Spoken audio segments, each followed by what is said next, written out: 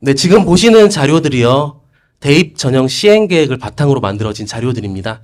저 맨 왼쪽에 있는 자료는 굉장히 중요한 자료인데요. 대입을 준비할 때, 지도할 때 굉장히 중요한 자료입니다.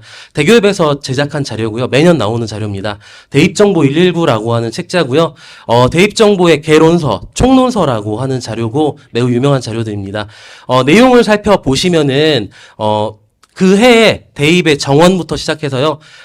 교과 전형, 종합 전형, 수능, 논술 전형, 전형별로 중요한 특징들을 나열해놓고 그리고 뒤에는 특별한 전형들과 내용들을 안내를 하고 있습니다. 올해에는 그 오른쪽에서 보시는 것처럼 올해 특이하게 책자를 만들었는데요. 저렇게 예체능 계열, 의학학 계열처럼 특별한 전형이나 내용들을 분권을 시켜서 20페이지에서 30페이지 분량의 소책자로 만들었습니다. 선생님들께서 활용하시거나 보시기에 좋게끔 자료를 더 이제 간소화해서 디자인을 했습니다.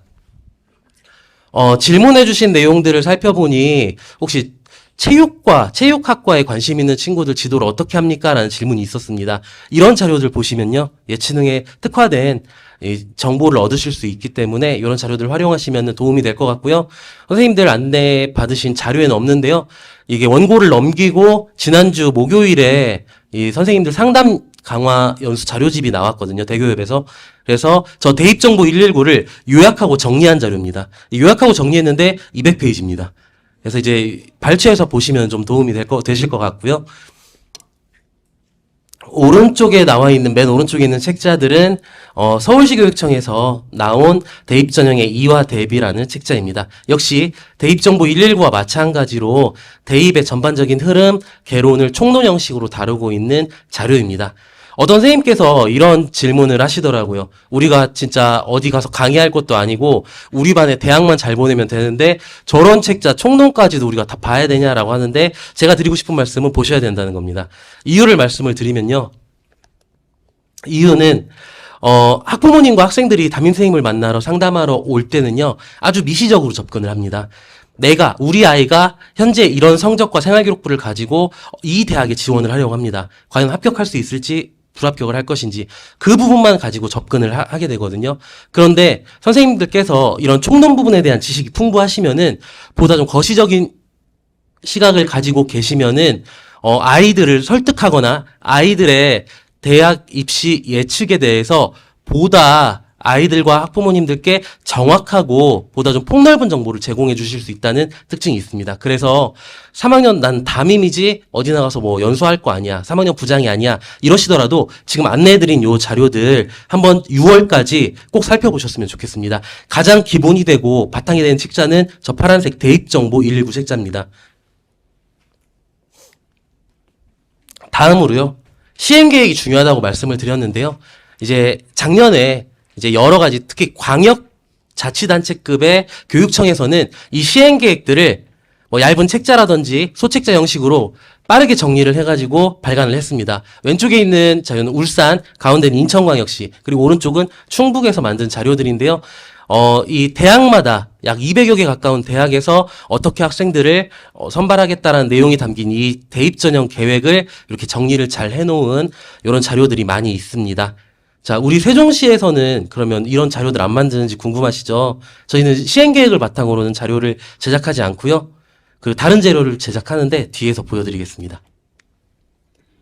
그리고 아무래도 대입 전형 그리고 대입과 관련된 자료들은 그 자료의 양이 방대하기 때문에 이렇게 보시는 것처럼 엑셀 기반으로 만들어진 자료들이 많습니다. 지금 보시는 자료는요. 대교협에서 만든 대입 전형 검색기라는 파일입니다. 엑셀 기반으로 만들어져 있고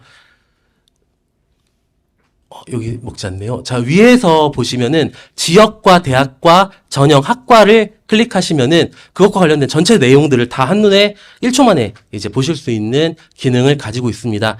또 이제 개인이나 아니면은 유관된 단체에서도 이런 자료들을 많이 만들고 있습니다. 그래서 혹시 책을 보시기에 또는 개별 대학에서 만든 시행 계획을 보시기에 시간이 부족하시다면은 이렇게 데이터 기반으로 이제 상담 자료들을 보시는 것도 아이들과 상담하실 때 의미 있는 자료라고 생각을 합니다.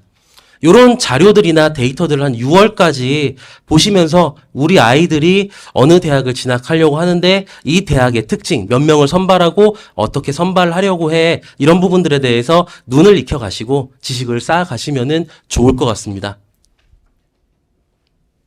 네, 다음으로요.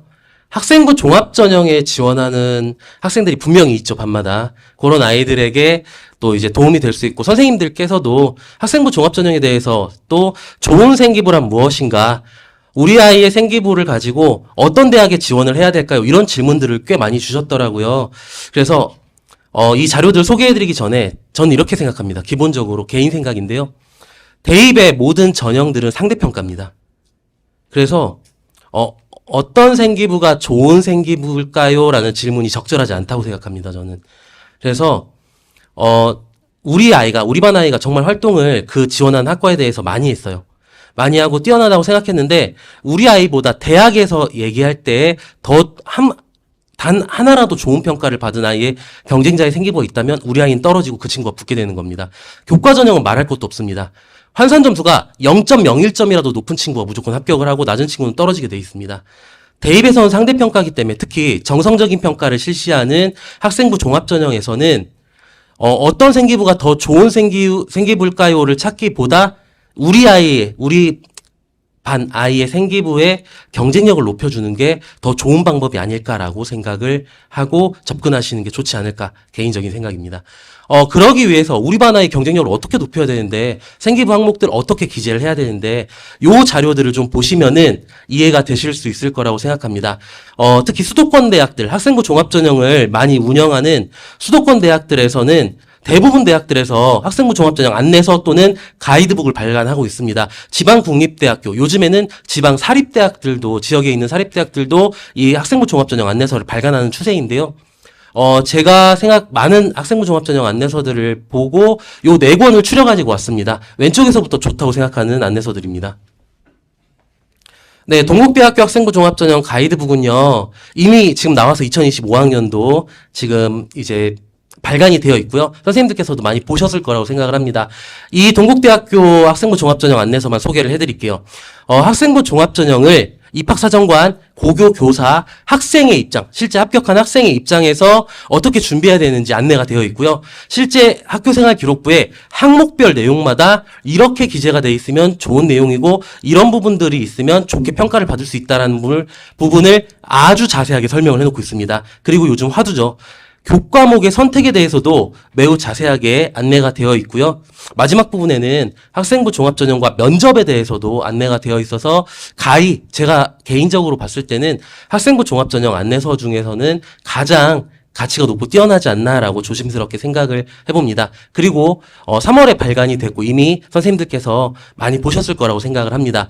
오른쪽에 나와 있는 부분은 경희대학교 학생부 종합전형 안내서인데요. 5월 말에 공식적으로 발간이 되는데 선생님들 공문 많이 받아보셨죠? 경희대학교 5월 중순에 이제 대전에서 입시 설명회를 하는데 그때 참석하시는 선생님들은 아마 가장 빠르게 이 경희대학교 학생부 종합전형 안내서 책자를 받으실 수 있을 겁니다. 그리고 6월 말에 중앙대학교 학생부 종합전형 안내서가 나오거든요.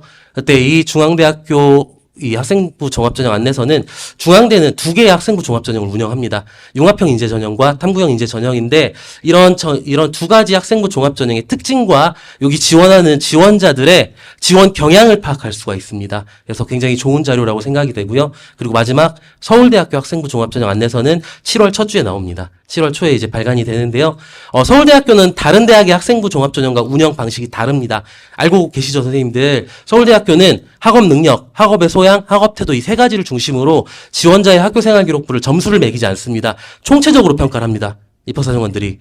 그래서 이 서울대학교의 특이한 학생부 종합전형의 이 특별한 이 평가 방식과 그리고 어떻게 하면 서울대학교식 학생부 종합전형을 우리가 바라볼 수 있을지 그에 대한 지식과 여러 가지 관점을 엿볼 수 있는 내용입니다.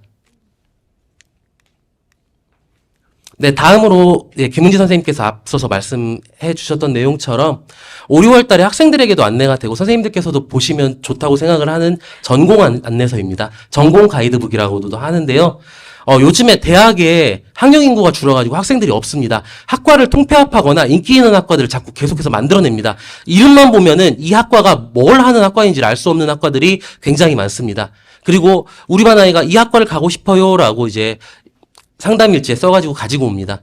그런 경우 내가 이 학과가 뭐 하는 학교지라고 모를 경우에 해당 학교에서 발간한 전공 안내서나 아니면은 이런 전공에 도움이 되는 자료들을 살펴보시면은 여러 가지 지식들을 쌓으실 수 있고 도움이 됩니다. 제가 많이 도움을 받았던 안내서는요, 두 번째에 있는 건데요. 책자로는 발간되지 않고요. 고려대학교 인재발굴처에 들어가시면은 여기 두 번째 국어국문학과 여기 보이는 것처럼 파일로 받으실 수 있는 전공 안내서입니다. 그래서 요 자료들을 특히 이제 왼쪽은 경희대, 오른쪽은 고려대, 성균관대학교, 동국대학교 이런 자료들에서 도움을 많이 받았었습니다. 그래서 한번 6월까지 이제 관련 있는 우리 반 아이가 가려고 하는 특이한 학과가 있다. 이런 부분들의 전공 안내서를 좀 봐주시면 선생님들의 대입에 대한 이해의 폭이 좀 더 넓어지실 수 있을 거라고 생각을 합니다.